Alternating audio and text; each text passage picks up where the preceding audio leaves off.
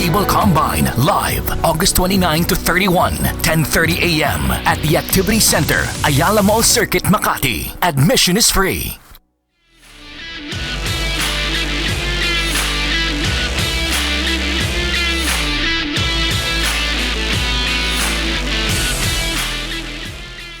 Welcome back to day number 3 of the Sibol National Pool Combine. We are done with our first game, which was Hearthstone, and now we are moving on to one of the most popular games here in the Philippines. That might even be an understatement. Ayan na nga, dito na tayo sa Mobile Legends Bang Bang. Download for free, Mobile Legends Bang Bang.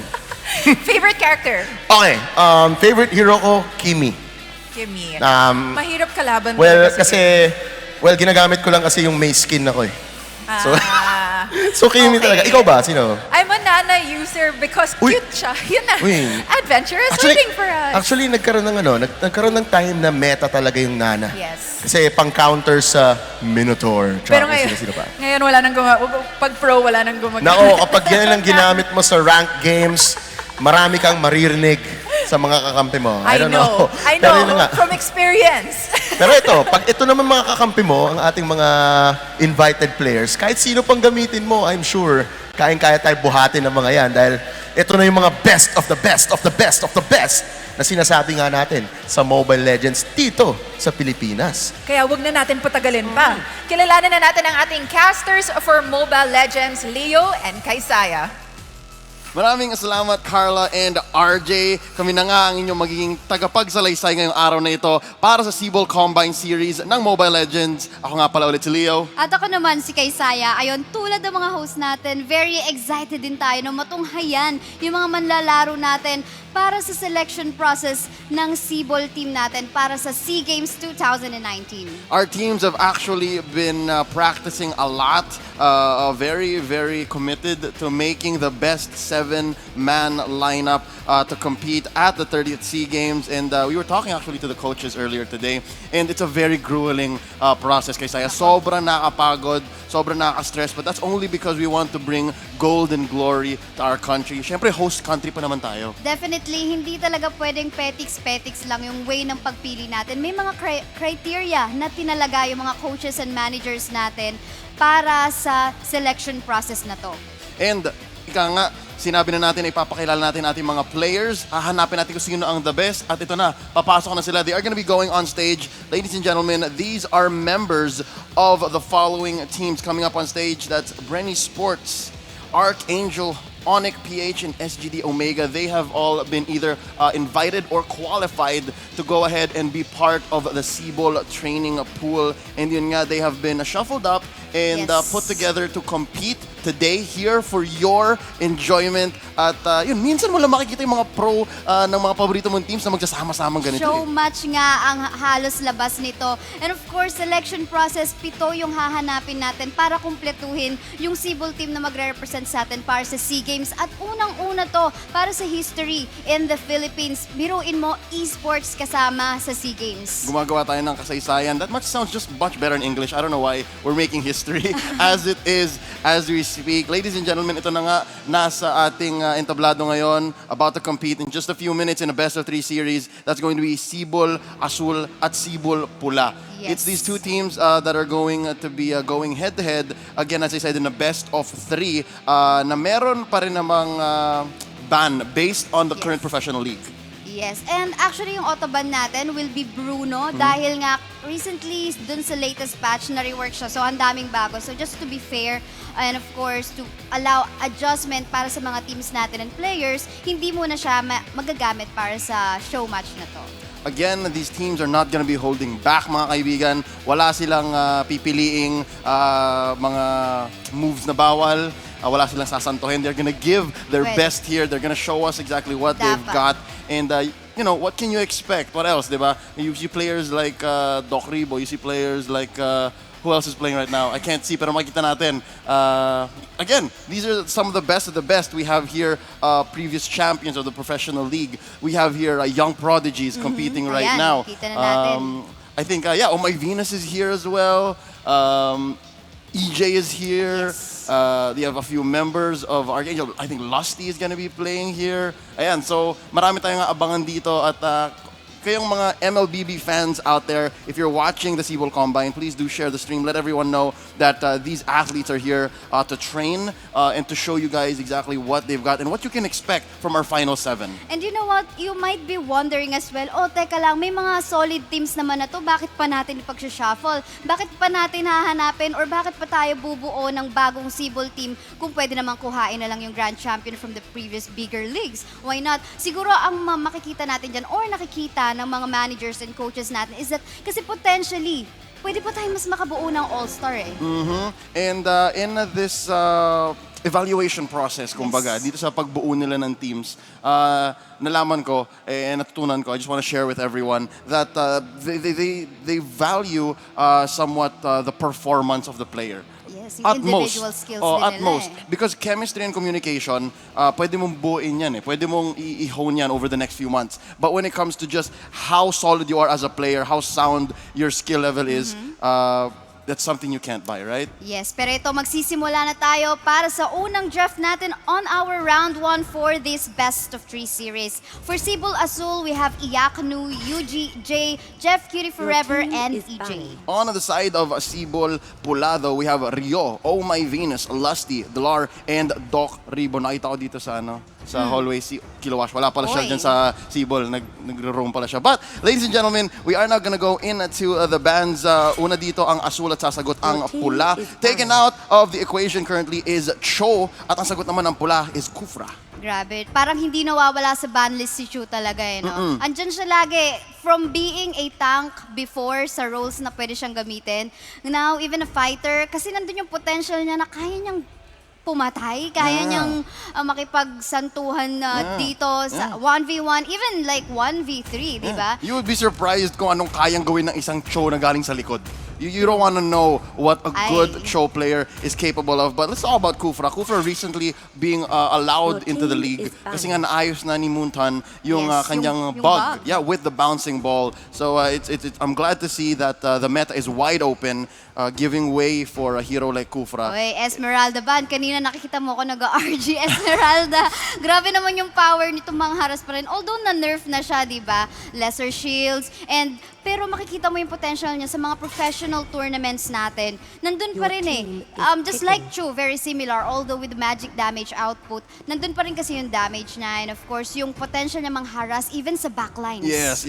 And the mere fact that Esmeralda here deals hybrid damage, both magic and yes, physical, totally. dictates how your opponent is going to be building their item. So mapipilitan silang bumuo ng sabihin nating Athena's Shield, tapos next, baka kailangan na nilang bumuo ng Antikiras. Mapipilitan silang gumawa ng ganun eh. Totally. So it's really meta warping. So is a hero like Kimi. Again, mage hero, pwedeng marksman. Yes. So it's a hybrid, right? So you're dictating so much and you're able to take so much of the objectives on the map because of the recent trend. Ang paggamit ng mage killer emblem. Yes, and apart from that, Kimi, no, very mobile hero. Alam naman din natin yung capability niya on that. Meanwhile, looking at the picks of both of the teams, we have a priority on the Harith and alam naman natin na nasa top bans din siya ngayon. Again, nakailang nerf nitong Harith nito, but she, or rather this boy, is still there. Yep, Moontan has a favorite son in Harith, and I expect this to go on to the mage dad, Yuji. On the side of Pula, though, X-Borg, one of the newest heroes in Mobile Legends, being picked up, as well as Terizla. Terizla medyo luma na siya, maybe a month or 2 old, Yes. but making a very, very good showing in our professional leagues as well as in your ranked ladder games. Napakalas ito ni Terizla. Some teams, they don't really need even a main tank. Okay na to si Terizla, pwede na yung body of Smith lang. Yun ang katapat ng mga tangke. Totally. A lot of respect for the tank support that is needed onto the side of Sibol Azul right now, the Gurok, as well as the Kaja, although getting nerfed recently from the most recent patch. Kaja is still there, you know, as a priority for the tank and support and frontliner and even an initiator for team fights. There's nothing that could replace a Kaja. And yun nga, very interesting draft ngayon, no?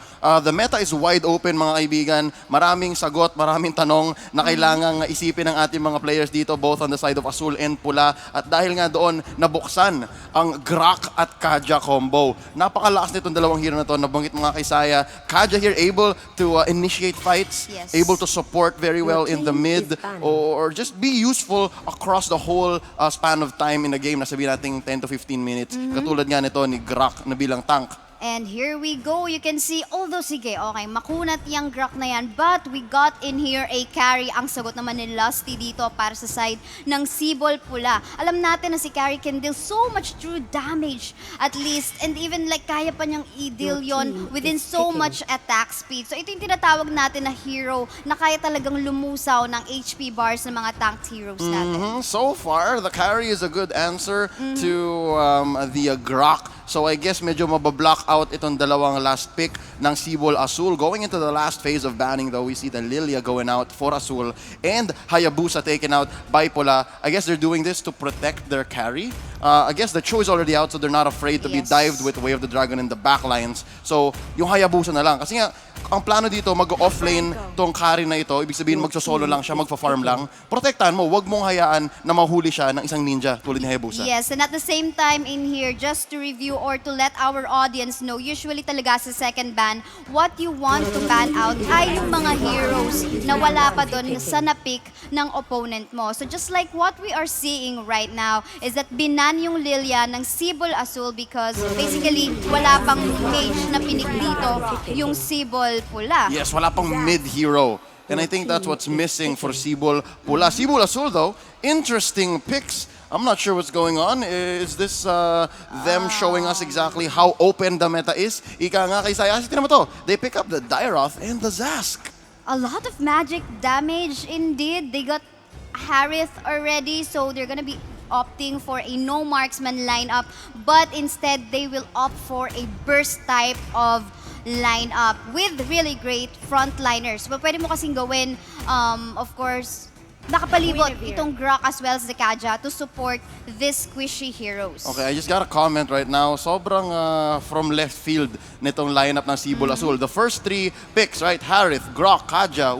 Sobrang meta, sobrang professional nito. At biglang lalabas ang Dairoth at Zask. I don't even see these two heroes in rank, so I don't know what kind of strategy Azul is on here. But then again, let's look at Pula. Their last two pickups here, the Guinevere and the Franco. I really like it. There's a lot of pick-off potential here on the side of Azul. Do we have predictions currently? Predictions, I think I'm gonna go for the lineup of where the carry is. And basically, they have a complete lineup and well-balanced lineup Mas as safe, well. to Mas be honest. safe, But, indeed. you know, Yung bat, sige, oo, go. alam mo yung kasabihan na fortune favors the bold, di ba? Kung matapang ka at willing kang mag-roll the dice, baka mag-pay off. And I think there's something with this Zask and Dairoth combo. Well, hindi rin makakaila kasi alam naman natin the carry will still go online pa mga mid to late game time. So they really have to give that space for the carry to farm up. Yes. Pero kung take down agad siya ng mga burst damage heroes natin in the form of the Harriet, alam naman natin na kaya niya mag-online agad as early game time, so as the Sask. So delikado. Kailangan talaga ng protection ng May carry. feeling ako itong Sibol Azul, nagmamadali. Gusto nila mag-push ng Tore. And I think that's what I'm reading, right? You have the Guardian Barrier to block off potential defenders. You have the Zask with his little turrets to take down the opponent's turrets. You have Harith with the Zaman Force and the enhanced attacks. So, it looks like that's what They wanna Azul, finish the game. That's what Azul is doing. Diba? Tapos kung may malapit, kung may matapang, Kaja, Divine Judgment. That's what it looks like Well, to me. that is what they need because they do not have any marksman on their lineup. So, kailangan talaga nilang tapusin yung laban as early as possible. Kasi 6 kung minutes. hindi, Can you see this? what can happen by late game time? Carrie's gonna go online. And wala lang, it's over. tatanggalin niya lang yung mga HP bars ng It's- Garak as it's well over. as the Kaja. Yun It's nga eh. over. It's over. It's a JJ. That's what's It's a gonna happen. JJ. It's a JJ. Ladies and gentlemen, if you just joined us, welcome to the Sibol Combine. This is the Mobile Legends Bang Bang series. Papasok na tayo into game 1 in a best of 3. Once again, this is Sibol Azul versus Sibol Pula. Pakilala natin ang ating mga kupunan. For the side of Sibol Pula, we have Dilar for this... Sino nga ito? X-Borg. X-Borg, yung pinakabagong hero pala natin, yes. Oh my Venus, Terizla, Doc Ribo on the carry, Rio for this Guinevere, Lusty on the Franco. Sibol Azul on the blue side, it's Iaknu on that Zask, EJ as the Grok, si Jay naman ang Kaja, Jeff Cutie Forever as the Dairoth, and Yuji the Mage Dad as Harith. And there you go. The red team, or rather Sibol Pula is actually they have tried on engaging that blue buff onto the top lane natin. Pero dito sa bottom lane part of the map, look at that very aggressive play coming up from the X-Borg as well as the Rizla. But on the top, Tamang vision lang muna si Lusty dito kasi wala naman siyang damage na madi-deal out on that crab. Here's an interesting take on a strategy we've seen in other leagues. The switch. Oy, But pero Lusty teka lang, looking Lusty really low. dito. First blood drawn out by Iyaknu. Kinikwento ko pa lang kung anong ginagawa ng Azul Pero- at mukhang gusto nilang lumaban na. Laban naman dito sa bandang baba ng mapa natin, 3v2 situation. We're gonna go for that. Dilar, wala ng armor dito. Firaga, it is gone. But in here, oh my Venus, Dilar onto the backline. Ako, getting a kill. Even kamuntika na siyang mamatay doon. Oh my Venus, very low on HP. But he is still trying to poke out itong mga HP bars ni JJ, forced to flicker out and looks like he will survive. Sino kakuha ng buff na yon? And I think, oh my Venus, did even got it. It's Rio got it, and Yuji. So there are no buffs right now for Sibol Oy, yun Pula. pala. Yuji avenging his fallen comrade. Dilar, napaka-impressive ng pagtaas ni Dilar kanina. Impressive indeed, kasi konting-konti na lamang yung buhay niya. I even thought that he's gonna fall down on that team fight, but then again, alam naman natin yung capability. That is why, kung bakit nababan din itong X-Born. Oh yeah, definitely. True damage so early in the game, and the longer you stay in the way of his flamethrower, the more damage you're going to be able to take. And para sa Torre, diba? The longer you stay, the more hits you take, mas masakit yan. At nagbabagsak ka pa ng mga baterya Oh para yes, sa indeed. kanyang Rio going for it. armor. By airport dito si Yuji. He will fall down. So as is EJ. They're gonna go for another objective. 4-man indeed. Here para sa ating first turtle of the game. But look at that. I think there will be no contest at all by Sibol Azul. What a lovely Violet Requiem right there by Rio. This man, once known as the Goshen God in the previous series of the Professional League, now showing us exactly why he is perfect on heroes like this. Mga mage na mahilig mag-frontline. Up top though, Sibol Azul taking down the turret. Yes, At the ito na, turret, ang but gusto nilang on. gawin talaga. Jeff Curie paying the price down bottom. Hindi ka makapag-depensa rin. Tatlo yun eh. Tatlo yun. So tower hug ka na lang, tago sa brush. But if kayang mag-predict ng opponent mo kung saan ka potentially nagtatago, alam nila kung saan sila magbabato ng abilities. But in here, makikita natin, maganda ni dito yung turret objective taking ng blue team, but papantayan niya agad while Xborg is actually taking the tier 1 turret onto the bottom part. No, Sibol Azul here. I kinda read that they wanted to Oy! get third first, but oh no, Jay getting caught by Lusty with the iron hook. Ang Pinasok ganda. siya sa Lords din, pero nakalabas din agad. Oh my Venus, execution strikes to clear the wave. EJ and Yuji following through. Medyo hirap itong two-man unit natin sa mid, si EJ at saka si Yuji. I mean, they're teammates. They're used to each other's movements. But Divine Judgment onto Lusty, facing a power of nature, and he goes down. Yuji takes the kill. Oh my Venus, caught up in the middle. Punishment on to them. It's the penalty zone being used to just lock in the 4-man utility of Azul, and walang magagawa. Oy, pero dito sa bandang baba ng mapa natin, 1v1 Rio versus Jeff Cutie Forever. Jeff Cutie Forever will fall down against that Guinevere. Onto the middle lane, tamang poke lang muna ang mga teams natin as they take or clear those wave na nandito sa pinaka-importanting lane natin, which is the mid. Straightforward kasi yan towards the base of your opponent. This is what's dangerous. People are not watching Doc Ribo. Doc Ribo is on that carry, Oy! able to go online very Oh soon. my The goodness. last Insanity taking out the J on that Kaja. Woo! He is going to be taken out by the Zaman Force on UG, who is actually heating up. Nag-init. EJ here charging up the power of nature. Si Rio nandito na. 1v1 with the Guinevere. Guardian's Barrier.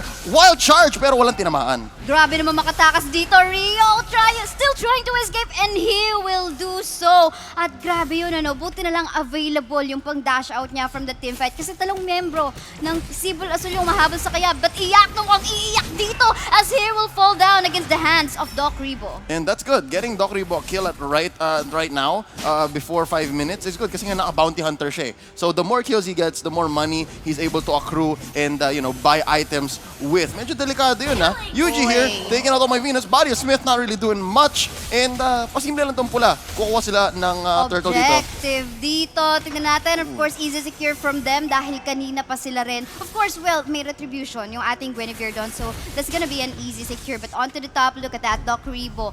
Tahimik lang na sumisegue dun sa top lane natin. Taking one of the most important objectives sa laro, the turrets. And again, every minute that passes na hindi pinapansin si Doc Ribo is going to be the minute that Azul Totally. regrets. But But- down bottom, it's Dilar 1v1 with Jeff Cutie Forever. Last Insanity used to dash out. And that's going to leave Dilar safe for now. forced to use yung ultimate na just to dash away from the potential death that he might get from the bottom lane part of the map. Meanwhile, onto the top, tignan natin, the blue team is actually trying to pressure. Oy, tamang hook naman dito, galing dyan sa ating Franco, and the rest of the members of Sibol Azul will try to make a revenge for their teammate, pero hindi natin nakita off-cam kill onto the bot. I think we got another casualty.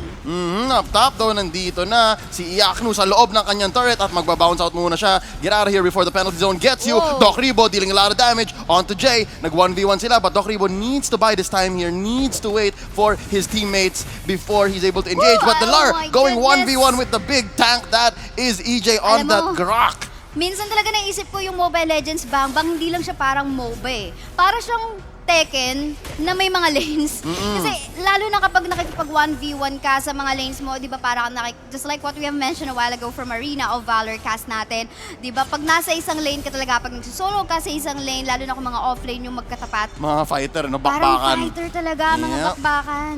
And that's what we're expecting here, and I love it. We are about at 7 minutes, but already at 6 and 9 kills. So this is not usually what we expect from these pros. They're very usually disciplined. Hindi sila sumasabak kapag alam nilang hindi kaya. But right now, di ba? Laban! Divine Judgment onto Lusty, being knocked up. Wild Charge. He's gonna go down, courtesy of Rio. EJ taking down Yuji, avenging him. Iaknu as well, dropping down. Doc Ribo taking out his mage. And ladies and gentlemen, it's currently a 3-for-1 trade. Lamang na lamang ang Sibol Pula. They have about a 7,000 gold lead, and now they're gonna get this turtle for free. Kanina pa nakaka-turtle objective ang red team natin, and we know that after the third turtle, it's gonna be the first lord of the game.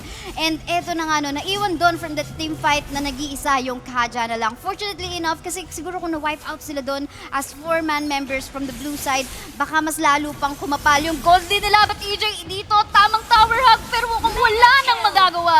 Wild Charge out to save himself. That's not gonna do much against 4 members of Sibol Pula. And they are now going to go for it. Rio with the Violent Requiem taking out Jay. Zaman Force being committed. Iaknu dropping to Rio. And indeed, Doc Ribo taking out Yuji. Walang ginawa yung Zaman Force. Jeff Cutie Forever going 1v1 Delar. against Delar. Lasting Jeff Sandy Cutie. already be committed. And he is now in the sights of Lusty and Rio. Wala na yata magagawa dito. Spatial Nako po. migration coming in. It's not gonna be needed. He drops the Delar. Up top, it is a 2-man coalition pushing in. Kumakatok na sila sa bahay ng Sibol Azul. Kumakatok sa bahay ng Sibol Azul, pero nandun yung wall ni Grok. Fortunately enough, hindi pa nila dito natapos ng Sibol Pula. Kailangan pa nila, gusto pa nila mag-farm up pa. Pero ito, no, nakikita mo na dito. Alam natin na pang late game time si Carry, mid to late game time. Pero early game time pa lang, nag-online na siya. EJ here walking into the bush, face checking, almost needing to use the Wild Charge to survive. But they pick off Rio very nicely there. Medyo hindi siya napag-special migration out. They do get that one free kill. Currently sitting at 8 and 17 at 9 minutes. Grabe, tumalon si Iaknu dun sa 3-man members from Sibol Pula, but a shutdown will be done in here by the Grok. They're still trying to take this turret down into the mid, but eto na nga, Lusty all alone right now. 3 members trying to chase him from the side of Sibol Azul. Medyo matagal yung team fight, pero okay lang na secure nila yung kill. That's a 4-for-1 trade, and finally, Doc Ribo has been shut down. 5-1-1 currently he's standing at 9 minutes 30 seconds. Sino pumatay sa kanya kanina? Si Jay? I think it was Jay or Yuji. And feeling ko may mansanas siya. Alam mo bakit? Mansanas, bakit? A doctor, an apple a day keeps the doctor away, di ba? Pwede. That seems to be the key here. Will Azul keep this going?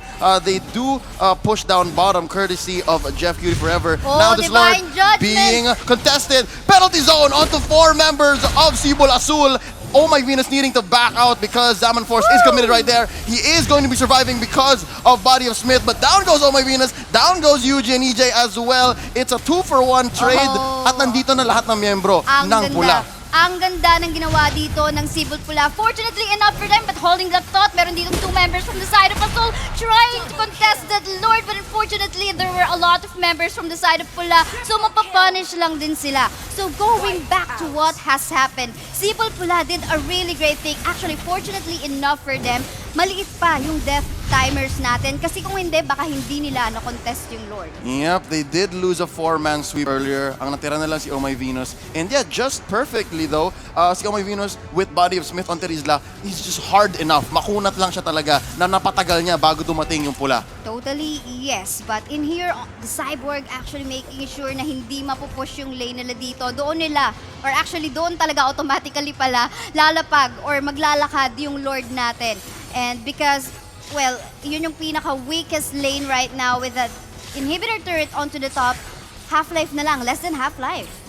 And here we see Sibol Azul just securing their own buffs. But ladies and gentlemen, Rio gets pulled in with the Spatial Migration Requiem combo, failing him once more. Lusty with the Shadow Mask, trying to hook in, pero wala siyang makukuha. Ito na ang pula. Nasa taas na ang Lord at sa mid naman, meron silang wave na parating na. So yeah, it's 2 lanes here. Actually, all 3 lanes being pressured by Sibol Pula. Apart from Sibol Pula getting that map contestation that they have, maganda yung wave management nila dito. They make sure na maganda na yung flow ng minion waves, but holding that thought, you can see Dilar. Grabe, kamunti ka na siya sa torre doon. But look at that, because of the DPS damage of this carrier, this inhibitor turret onto the top will fall down that easily. Jay is so low, he is trying to back away, but EJ will fall down as well. A lot of blue members are falling down one by one from all the damage being done by Sibol Pula. And looks like this is gonna be it. Sibol Pula will take down the first win on this best of 3 game match. 12 minutes in, there was not much they could have done to stop the rampaging carry on Doc Ribo. Congratulations, Sibol Pula. I was hoping that the Zask would work and that You're hoping. that the Dairoth would do a showing. Pero meron naman potential. Kanina kagab sa baba with the Lar going 1v1 against Jeff Cutie Forever. Medyo maganda yung damage output. Medyo maganda yung labas doon. But yeah, you can't really stop the fires of X-Borg. Talo ka dun eh. Well, yeah, and we saw actually quite dominating yung match natin in favor of the lineup of Sibol Pula. Primarily because I guess, well-balanced talaga yung lineup nila. And we know that these 2 mages, although yes, they deal a lot of burst damage, they're very squishy. Yeah, and something else to note, just handshakes all over. Something to note here is the Terizla on Oh My yes. Venus. Sure, Lusty is a tank on that Franco. A lot of hooks on point. I'm guessing the hit rate on that was about maybe 60, 65%. Yes, it's kinda pero low. really, the moments that really made Pula come back around and really earned them their map dominance and the win overall was, I think, Oh My Venus is setting up. Diba? Very rarely did you see Oh My Venus just dying for nothing. 139 is, I think, the last record, maybe higher than that, yung record ng Terizla natin, and napaka-significant nun. And you will also actually notice yung support item nasa kanya instead of Franco, which we usually would know na alam natin na usually tank support yung maglalagay ng support item. So I guess this is a strategy that they did. Depende na lang kasi talaga kung saan nila ililane din yung heroes nila. Yeah. Yep. Actually, I noticed that both of them had masks. Oh, they had? Yes. Oh. Franco, that's Lusty, he had the Shadow Mask.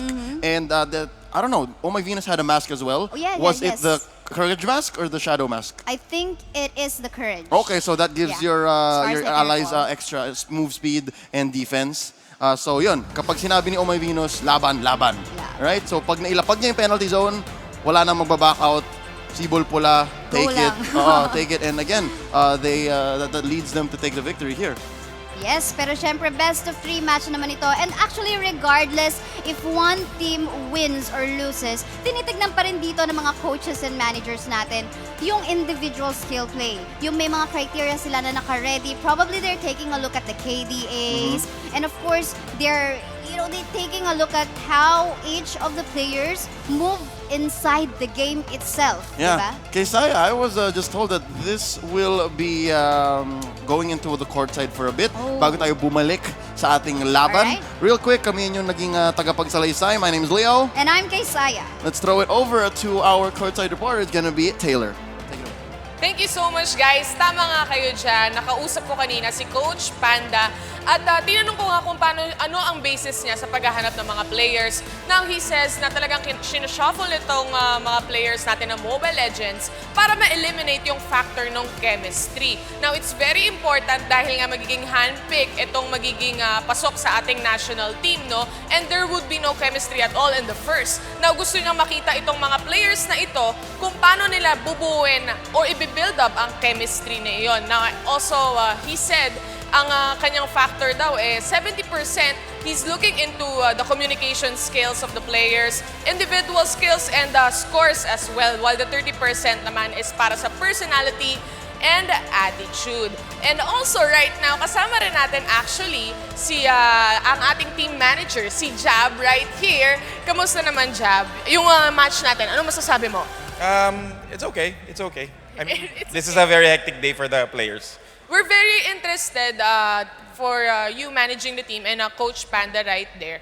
Kasi our Mobile Legends has a big pool of players, talented players. Sobrang hirap pumili. So, paano nyo ginagawa yun? Dalawa, paano kayo nagsasama? Anong ginagawa nyo para lang ma-manage itong malaking pool of players na ito? Well, to be honest, I let the coaches do their work. To be honest, I'm more here to make sure that we follow the process, we follow documentation, but the expertise about the games and who the players are is best up to the coaches. Just give us a gist. Mahirap ba pumili sa mga players ngayon? O meron na kayong namamatahan? O may shortlisted na ba kayo, kumbaga? We kind of have a good idea of some of the players that we want to put into the actual final roster. But as we said, it's a really, really big talent pool, and we're very blessed that we have a lot of great ML players in the Philippines. So we're really taking our time to study and make sure that we have the best players. Any other plans once na mapili nyo na itong mga players natin? Meron ba kayong specific plans for them? Like yung training plans nyo na ganito dapat, ganyan, ganito, time management. Ano bang nilalaman ng mga training plans na yan? So right now we're trying to take things one step at a time. So ngayon, the main goal is to actually select the best players first. But just so we're also thinking about after that, we want to make sure that the players are committed to train for the SEA Games. Kasi it's very different to train with your team as a professional player because they're all part of different organizations. So right now, when we get them as the final roster for SEA Games, we want to get each player's commitment to win for the SEA Games with a team that is not their professional team. So it's very different. Very well said, team manager Jab right here. One step at a time nga, ika nga, no? One step at a time. But right now, ibabalik ko na sa inyo, Leo and Kaysaya. Thank you so much, Eliza, for the really great interview. So, ayun nga, no, Leo, grabe talaga. Criteria for judging, hindi lang basta yung individual skills ng mga players natin. But of course, yung parang naalala ko yung sinabi ni Coach Mitch, yung gigil manalo. Yun yung hinahanap natin. Because we want to get gold, right? We want to get gold. There's a lot of sporting events happening at the SEA Games. Over 100, I believe. Event. I was looking at the numbers. I was watching the commercial, and the games that we love and all play are part of that, and that's something that we can hold on to, something that we can fight for. And itong mga teams na ito, itong mga athletes na ito, sila ang ating mga bayani. Sila yung magre-represent na rin for our country for the first ever esports para sa SEA Games, di ba? In all of history. So yeah, Yes. this is quite the historical event. Ladies and gentlemen, once again, you just witnessed a little bit of a show match for the Mobile Legends Bang Bang series here at the Sibol Combine. Good show, of course, from your favorite pro players. Totally. All part of the Sibol training pool. Very, very rare that you'll see them fight together. And yes, like actually, by the way, just to those who are curious, i-release or i-announce yung 7 players natin within September. So kung excited kayong malaman, kailan kaya i-announce yan? konti tulog na lang. Oo, konti na lang, guys. Yeah. Sa atin, Burmans, parang may kakanta na rin sa Burmans natin. well, that's known. Konting tulog na lang, pero itong mga players natin, itong mga coaches, itong managers, sila konting tulog lang din because they're so dedicated. They really want to find the best combination. But ladies and gentlemen, once again, thank you for joining us. We would like to thank our partners here, Razer, the official esports partner of the 30th SEA Games. TV5 and Signal are official broadcast partners. And of course, Mountain Dew, Sibol's official game fuel. Kami nga pala ang inyong naging tagapagsalaysay in this Mobile Legends series. My name is Leo. And I'm Kaysaya. See you guys again. Thank you so much, Leo and Kaysaya. And that wraps up our Mobile Legends game for today. Team Pula taking that victory over Team Azul. And what an intense game it was. I have to say, we're expecting that final lineup within September. Parang napakahirap piliin kasi ang talented ng mga players natin. Oh, pero alam mo, kayang-kaya ng mga coach natin yan. Kasi lahat yan, halos lahat yan, mga nag-champions na. So, yung mga coach na bahala, may mga criteria sila dyan. Pero ang masasabi ko lang, kung sino man ang makukuha para sa ating pool dito sa Sibol, I'm sure yan na talaga ang salang-sala, the best ko nga, ika nga. And you know what? Every time I watch Mobile Legends, nakikita ko yung pag pumipili sila ng mga skins, iniisip ko, it's about time that I buy a new hero. Level up na tayo. Level up na rin tayo sa skins. Minsan nakaka-inspire talaga kapag maganda yung skin mo, no? Yes.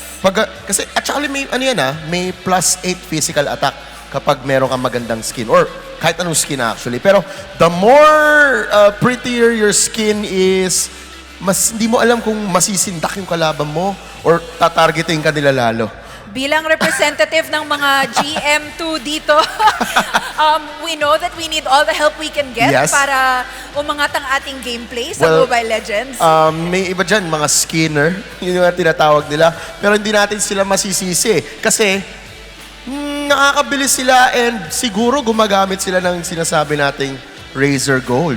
Tell me more about it. Okay. So, ito na. Razor Gold from Razor. Now, it's an online currency where you can buy skins. You can buy different stuff. Ito na nga, ayan. Razor Gold and Silver. Virtual credits, ika nga, for gamers. Now, ang maganda dito, marami kang pwedeng bilhin sa Razor Gold. Ayan, over 2,500 games and entertainment. Okay? So, using Razor Gold, ayan ang mga iba-ibang games. Sample lang yan. Yang many more na yan, kailangan dagdagan. And many, many, many more. Dapat. Alright? So, ayan, makikita mo, Mobile Legends Bang Bang. Ito, linalaro ko yan, Ragnarok. Naglalaro din ako ng Hearthstone. And then, itong mga ibang games na to, na pwede mong pagkagastusan. Dahil gusto mo, hindi lang malakas ang character mo. Kailangan, pogi. Siyempre. Pogi at maganda. Siyempre, Alright, so reloading your Razor Gold account and where to buy Razor Gold. Alright, now, makakabili ka nito sa iba't ibang convenience stores nationwide. Physical stores, ayan, makikita natin. Now, you can also use your phone. Kung ano mga ginagamit mong telco, you can use Load to buy Razor Gold. Now, you can also use your credit card via the online channels of Razor Gold. Alright? So, bibili ka, dyan ka maglo-load sa iyong account. Now, all you have to do is create a Razor Gold account by going to gold.razor.com. So, here are the steps. Napakadali lang. Dalawa lang yan. Okay? Create an account. Now, what makes it easier is you can link it to your Facebook, Gmail, or Twitch account. Alright? Now, once magkaroon ka na yan, doon, pwede ka nang bumili ng Razor Gold. Pwede mo siyang ipunin. Dahil sa Razor Gold, ang nakakatuwa dito is may rewards, Carla. Akalain mo yun, rewards. Now, using those rewards, kung makikita nyo doon sa Razor Gold booth na nandun, makikita mo yung iba't iba nilang peripherals. Alright? You can use your Razor Silver to get some of these. Sample pa lang yan. Makikita mo, meron silang mga keyboard, nandyan yung mouse, nandyan yung headset. Ang dami mong pwedeng makuha using Razor Gold na kailangan mo lang siyang ipunin. Ngayon, meron din silang mga iba't ibang promo. Minsan, sa buong taon, magkakaroon sila ng ×2. Yun ang nakakatuwa. You can earn twice. Maraming pakulo. So, what are you waiting for now? Sign up an account for free at Razor Gold.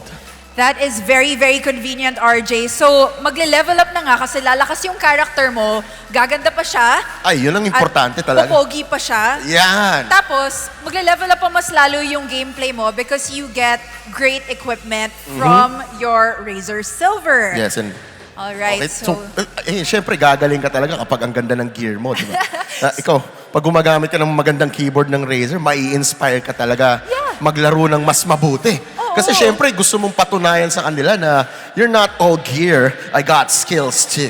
I don't know, for me, the louder na nag-click yung keyboard ko, the more legit I feel. Sa totoo lang. Yeah. So, ayan, there we go. we're gonna go for a short break, pero mamaya after nito, marami pa tayong laro na i-feature dito. So, ano pang hinihintay nyo dyan sa mga nanonood sa ating live stream? Punta na po kayo dito sa Ayala Mall Circuit, Makati, at makisaya kayo sa amin dito. Again, my name is Gigi Easy or RJ. And I'm Carla. Keep it locked in here for more esports action.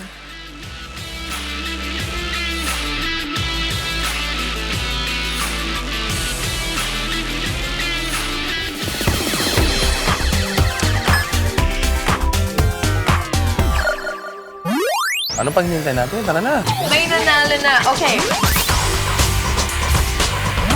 Ay! Ay! Ay! Ay! Ay! Wide open, Carla. That's good. Okay, don't look back, okay? Don't look back. Ang mananalo para sa akin, naniniwala ako sa salitang na isusulat. Kaya PSG LGD. Malaking respeto ng Dota ang utakan. Kung paano nyo babackstabin yung kalaban o kung paano kayo sisegue para patumbahin yung mga towers nila. Oo nga, wala bang pa-pizza, ganun? Turo na po. Turo na! Narinig yan, naka-live tayo, guys. Pag hindi nagpa-pizza, alam na. Everybody here is wonderful. Look at these people. They're amazing. Using a character! As a good creator, you do and you write and you draw what you know. And that is what we impart to the world.